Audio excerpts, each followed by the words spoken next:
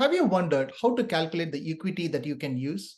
Using equity from existing property is the most common way of buying additional properties. Hi, my name is Dilip. I assess property investors and home seekers. We take pride in providing the right education to help our client attain financial independence. In this video, I will introduce a simple tool for calculating available equity and the budget you have for your next investment property. You can obtain a copy of the tool by clicking the link in the description. Let's begin right away.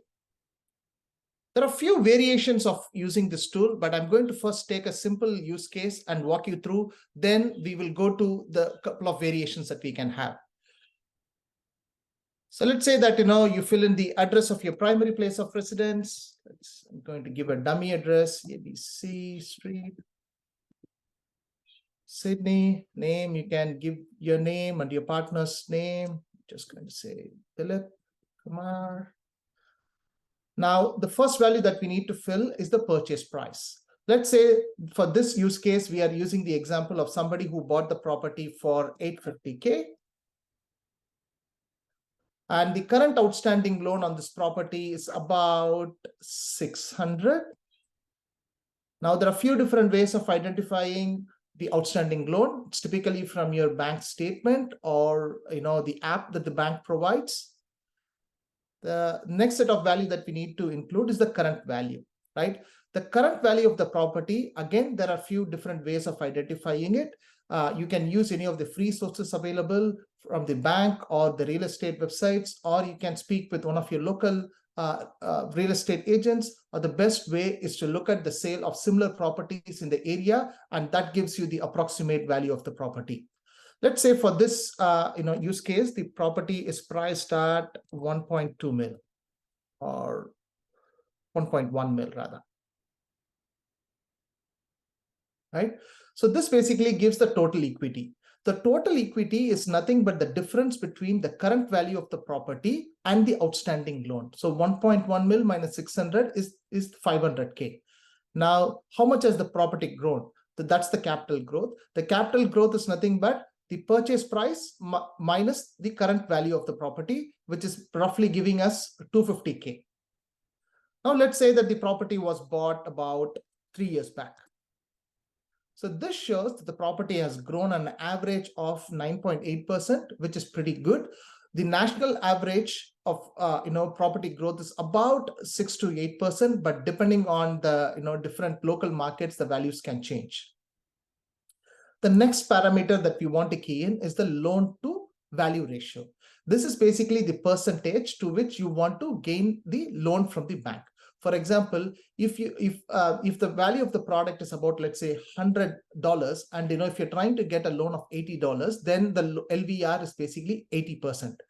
The typical value people go for LVR is 80% because that's the value that doesn't attract any LMI. LMI is like a penalty that the bank applies to cover their risk because they feel that the risk is slightly higher when they go anywhere more than 80%, right? So the new loan amount is going to be 880K. Since we have gone with 80%, there is no LMI. We don't need to worry about that. So if we go for 880K, with the current loan being $600, the fund available for investment is about 280K. That's the available equity that you can use for investment. Now, let's progress further.